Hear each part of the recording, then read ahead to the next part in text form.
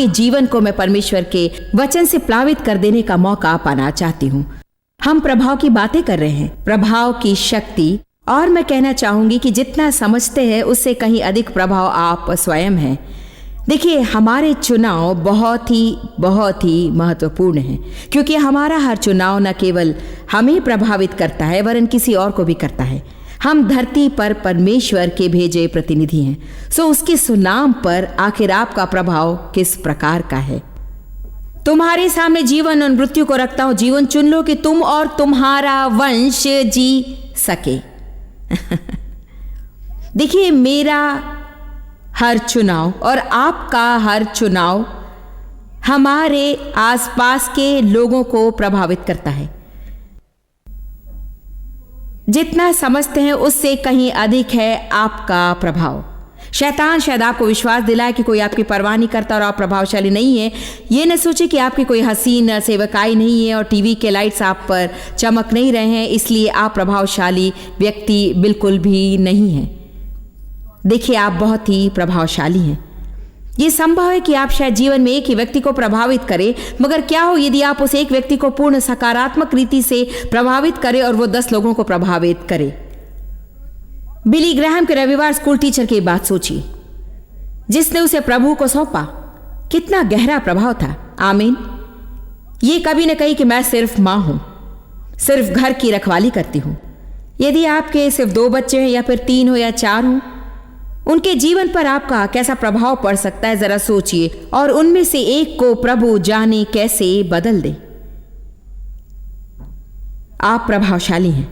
स्पष्ट प्रयास के बिना फल की सृष्टि करने की शक्ति को प्रभाव कहते हैं। अन्य शब्दों में ये वो है जो लोगों को होता है, हमारे आसपास या साथ रहने से होता है। उन्हें प्रभावित करने की या न करने की कोशिश भी ना की जाए, चूंकि वे साथ हैं और हम अपना काम करते हुए हमारी क्रिया से प्रभावित हो जाते हैं। क्या आप जानते कि यदि आप समय पर बिल नहीं चुकाते तो इससे आपके बच्चे प्रभावित होंगे और वे भी शायद बड़े होकर समय पर बिल नहीं चुकाएंगे।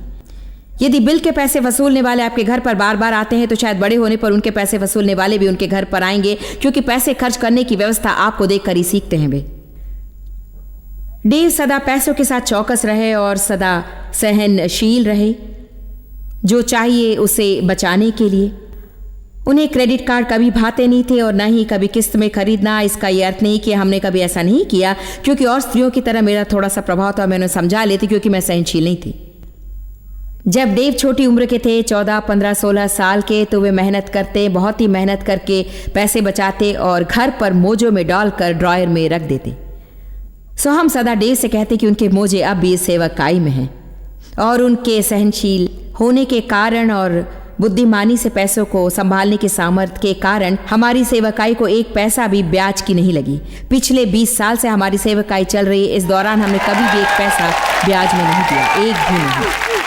आपको पता है आपके कितने रुपए सीधे सेवकाई के काम में लगे, क्योंकि हमें कहीं भी ब्याज नहीं देना पड़ा। मेरा उद्देश्य किसी और सेवकाई को नीचा दिखाना नहीं है जिन्हें उधार लेना पड़ गया था, मगर मैं सिर्फ इतना ही कह रही हूं कि इस क्षेत्र में उनका एक दान था, अपूर्व सामर्थ्य। मुझे तो याद नहीं आता कि उन्होंने कभी बच्चों को पैसों की व्यवस्था सिखाई।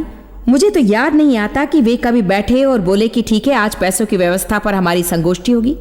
मगर हमारे चारों बड़े बच्चे पैसे बड़ी खूबी से संभालते हैं। वे समय पर बिल चुकाते हैं।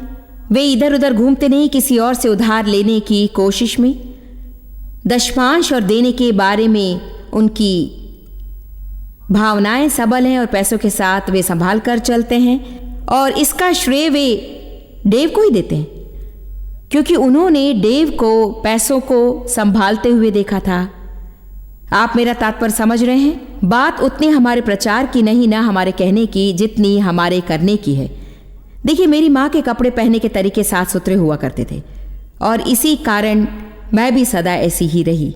मेरी माँ हर सवेरे उठती, केश संवारती, मेकअप करती और साफ सुथरे कपड़े पहन लेती थी। उस दिन चाहे वो घर साफ करने में भले ही लग जाती, यही उसका क्रम था। लेकिन मैंने कभी ऐसी योजना नहीं बनाई, ऐसी कोई निशानी नहीं जो मुझसे कहे उठो और कपड़े बदल लो। मैं बस खुद उठकर करती हूँ। मैं ये भी कहने का साहस करूंगी कि अपने संपूर्ण जीवन में मैं बीमार ना पड़ी तो जहाँ तक मुझे याद है शायद 1 या 2 दिन मैंने पजामे में बिताए होंगे, न मैंने मेकअप लगाया और न केश संवारे। ऐसा करने वाली किसी को मैं नीचा दिखाना नहीं चाहती, ये बिल्कुल मेरा विषय नहीं। मेरा कहना केवल इतना है कि मैंने अपनी माँ का अनुकरण किया और कभी इस पर ध्यान ही नहीं दिया। ये स्वभाव मुझे उसी से मिला है।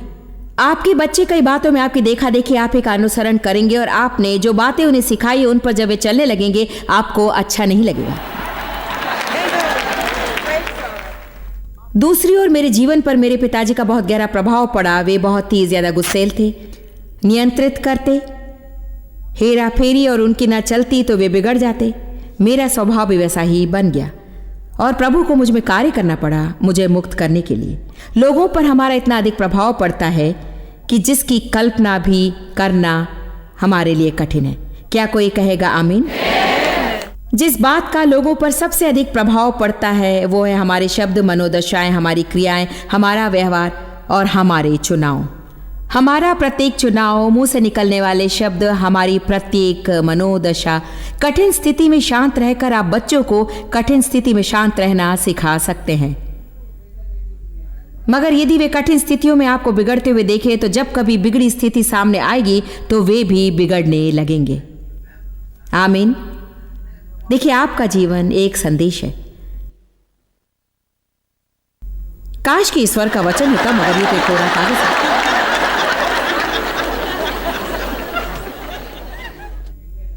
एक तरीका जिससे हम संसार में सबसे अधिक प्रभाव की सृष्टि कर सकते हैं, मैं चाहती हूं कि आप ध्यान से सुने क्योंकि ये बहुत महत्वपूर्ण है। मैंने पहले सुनाया था लेकिन सुनाऊंगी। एक तरीका जिससे हम संसार में सबसे अधिक प्रभाव की सृष्टि कर सकते हैं यह कि हम दाता बन जाएं, हम देने वाले बन जाए। देने का अर्थ चर्च में एक चढ़ावे से भी कहीं अधिक गहरा है। यह एक जीवन शैली की बात है। आप वो व्यक्ति ना बने जो इस ताक में घूमता रहता है कि कहीं कोई उसे कुछ दे या कुछ मुफ्त में मिल जाए, मगर जोश के साथ। सब लोग कहिए जोश के साथ, कहिए जोश के साथ, कहिए जानबूझकर, कहिए जानबूझकर, कहिए जोश के साथ, कहिए जानबूझकर। जोश के साथ और जानबूझकर हर दिन उठकर हमें परमेश्वर से पूछना चाहिए कि हमें आशीष बनने के मार्ग बताए और फिर हमें अपने छोटे से संसार से बाहर निकलकर कान खोलकर सुनना चाहिए। आप यदि किसी जरूरतमंद की जरूरत पूरी कर सके, यदि आप चाहें तो किसी औरों के लिए प्रार्थना ना करें। आपको बात अच्छी लगी इसलिए मैं दोहराती हूं। मैंने इसे एक बार सुना और मैंने कहा हाँ, हम सदा प्रार्थना करते कि हम किसी की जरूरत पूरी कर सकें जब हम खुद ही उसे कर सकते हैं, मगर त्याग करने को हमारा मन नहीं करता, सो हम प्रार्थना करते कि कोई और उसे पूरी करे। यदि आपके पास साधन पर्याप्त ना हो कि आप खुद ही कर सकें तो जरा रचनात्मक हो जाइए। अपने 10 असुखी मसीही दोस्तों को बुला लीजिए और लंच पर जाकर 1 घंटा अपने पास जो नहीं है उस पर गप्पे हाँकने की बजाय साथ मिलकर हिसाब लगाइए कि इस जरूरत को आप मिलकर कैसे पूरा कर सकते हैं। आज मैं अच्छा प्रचार करूँ और मैं अपने आप को सुखी बनाऊंगी।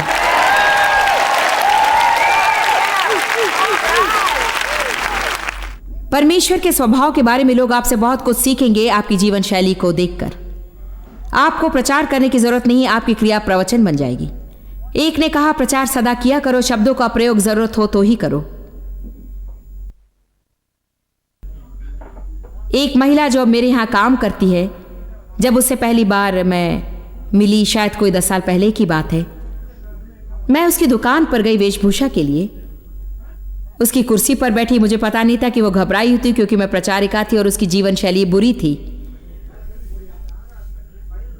उससे मेरा बर्ताव अच्छा रहा, मैं उससे अच्छी तरह पेश आई।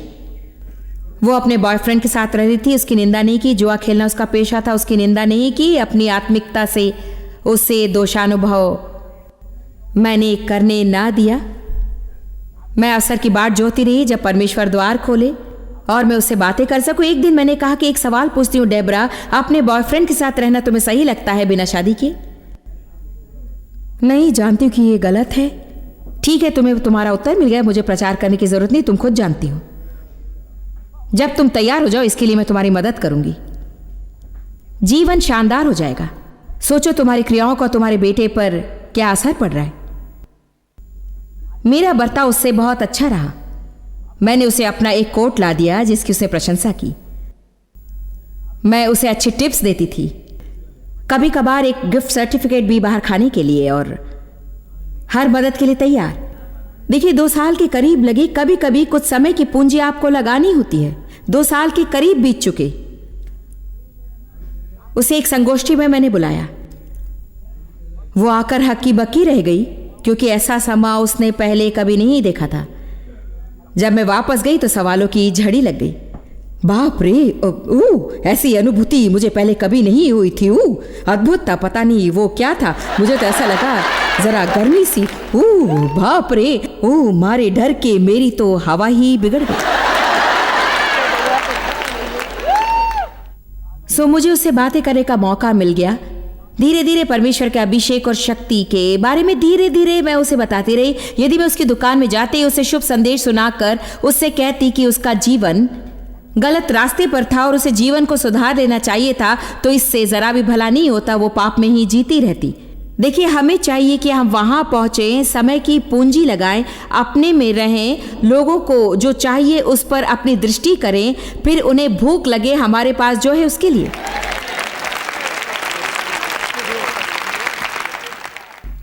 अब वो मेरे लिए काम करती है। मैंने उसकी शादी कराई। उसका बेटा हफ्ते में 3 बार अब चर्च जाता है।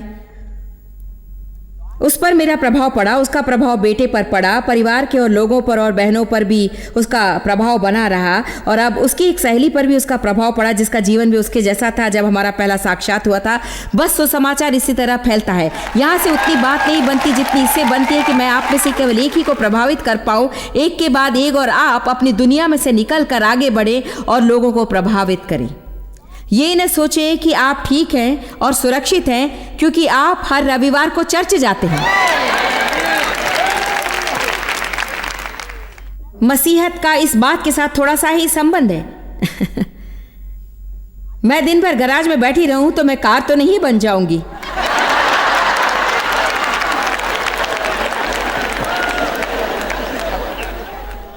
बहुत से लोग हैं जो सप्ताह में 3 बार चर्च में बैठते हैं। इसका यह अर्थ नहीं कि वे परमेश्वर को प्रसन्न करते हैं या वे अपने जीवन को फलवंत बनाते हैं या किसी और पर वे सकारात्मक प्रभाव छोड़ते हैं। वास्तव में इनमें से कुछ ऐसे होंगे जैसे कि मैं थी। सारी मैं कर्म किया करती थी, चर्च बोर्ड पर थी, देव बुजुर्ग थे, मसीहत कमेटी पर थे, दशमांश देते थे, चर्च में जब भी द्वार खुलता धार्मिक छुट्टियां मनाते। और मैं बता सकती हूँ कि मैं स्वर्ग जाने वाली थी मगर किसी को साथ नहीं ले जा रही थी। और डरावनी बात यह थी कि मैंने कुछ लोगों को छोड़ भी दिया होता। अपने संसार में आगे बढ़िए और दाता बनिए। जरूरतों को खोजिए, छोटी जरूरतें, बड़ी जरूरतें, इनके लिए त्याग कीजिए और जहां तक हो सके आपसे जितना भी बन सके तुरही बजाय बिना कीजिए। इस तरह कीजिए कि लोगों को यूं न लगे कि वे आपके ऋणी हैं और आपको देना है। आमीन। ऐसा कभी न करें कि किसी के लिए कुछ करके तुरंत 10 मिनट बाद कहें कि मेरे साथ चर्च चलो, क्योंकि इससे शायद आभार समाप्त हो जाए। आप उनसे कह सकते मगर कुछ समय के बाद, ताकि उन्हें यूं न लगे कि आप उन्हें खरीद लेना चाहते हैं।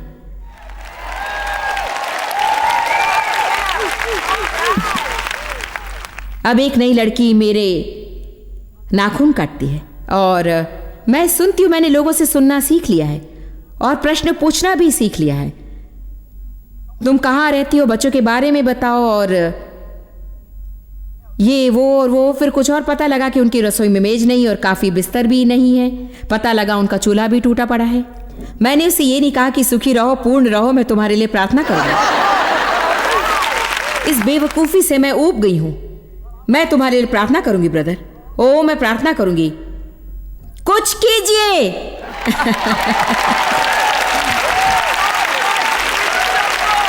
प्रार्थना का समय होता है, क्रियाशील होने का समय भी होता है।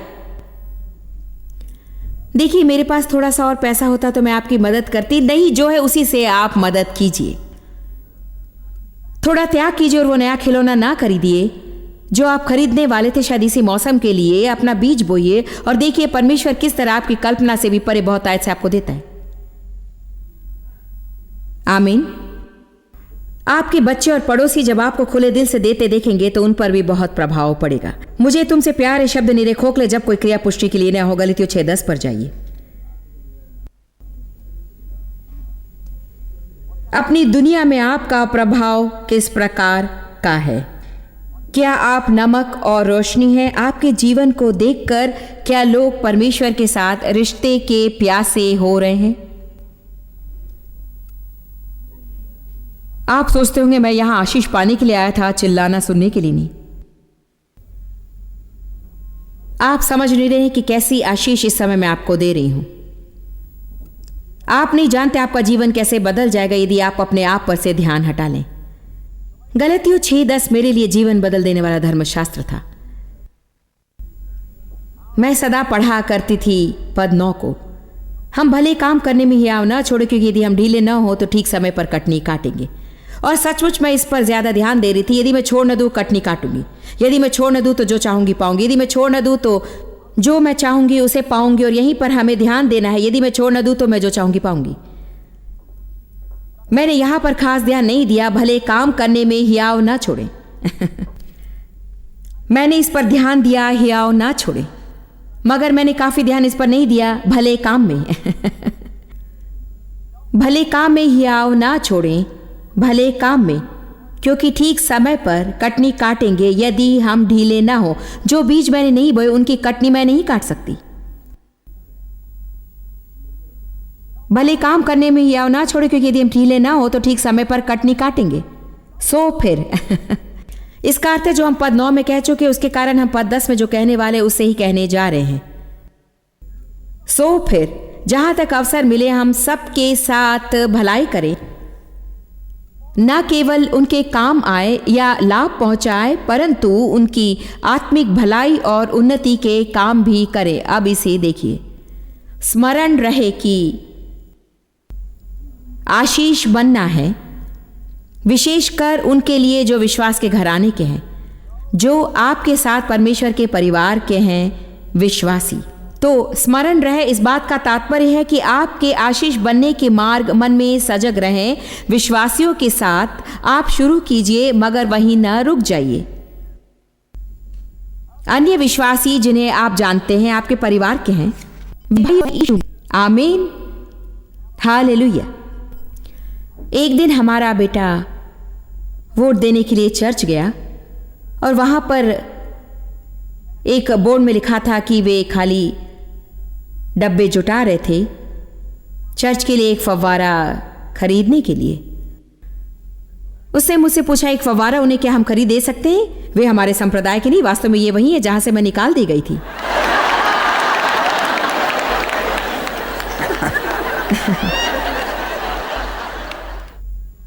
मेरी मनोदशा हो सकती थी कि मैं उनकी मदद नहीं करूंगी। जानते मैंने क्या सोचा? मैं बहुत कृतज्ञ हूं कि मुझे डब्बे इकट्ठे करके अपने ऑफिस के लिए फव्वारा खरीदना नहीं पड़ता। सो बढ़िया बात यह होगी कि मैं उस जरूरत की पूर्ति करूं, यह कह करके हे आपको एक पानी का फव्वारा खरीद देने में हमें बहुत खुशी होगी। सो अब हम उस संगठन के लिए आशीष बनने वाले हैं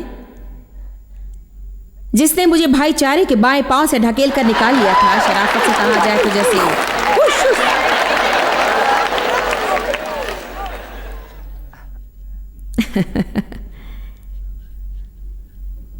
तो दोस्तों, जरूरतमंदों को खोजो और मदद करो, अपनी बात भूल जाओ। हर दूसरे महीने किसी न किसी आकार में इस संदेश का मैं प्रचार किया करती हूं और मुंह बंद करने का मेरा इरादा नहीं है, क्योंकि यह हमारी सबसे बड़ी समस्या है। कितने मेरे साथ सहमत है कि आप असुखी नहीं होंगे यदि आप अपने को मन से निकाल दें? क्या मैं सच बोल रही हूं? आप असुखी नहीं होंगे यदि आप अपने आप को मन से निकाल दें। यह नहीं हो सकता कि आप असुखी हो और यह पता लगाने की कोशिश करें कि किसी का जीवन कैसे उन्नत किया जा सकता है। प्रभु हमें अभिषिक्त क्यों करता है? हम अभिषेक की इतनी बातें करते हैं। अभिषेक परमेश्वर की शक्ति और आपके जीवन पर उसकी उपस्थिति है। परमेश्वर अपनी सामर्थ्य या उपस्थिति हमें इसलिए नहीं देता कि हम उत्तेजित हो जाएं। हमारे साथ अपनी सामर्थ्य या उपस्थिति बांटने का एक कारण है।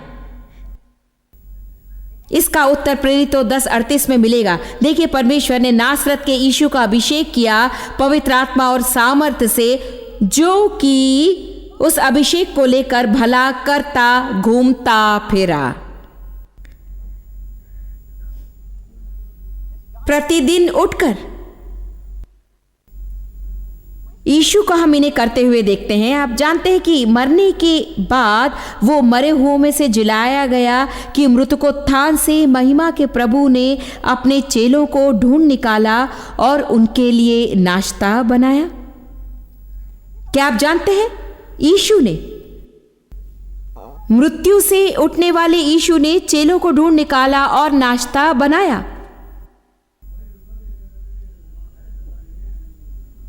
कभी कभी डेव के कहने से मैं अब भी विचलित होती हूं।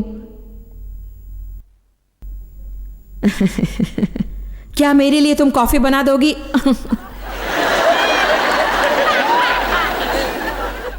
मैं अपनी प्रार्थना कुर्सी में बैठी ही थी।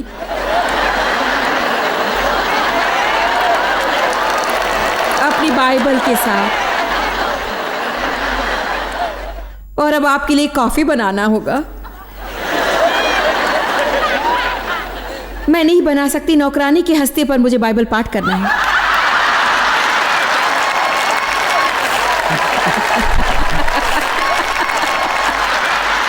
जानकर हमें आत्मिकता की अनुभूति होती है। हम बाइबल खोलते हैं और उसमें पीली, गुलाबी, नीली लकीरें लगी हुई हैं और उसे देखकर हमें अपने आप पर कितना गर्व होता है। आपने अपनी बाइबल को एक रंगीन पुस्तक बना दिया, इसका यह अर्थ नहीं कि आप आत्मिक हो। मेरे नाती पोते इस काम को कर सकते हैं।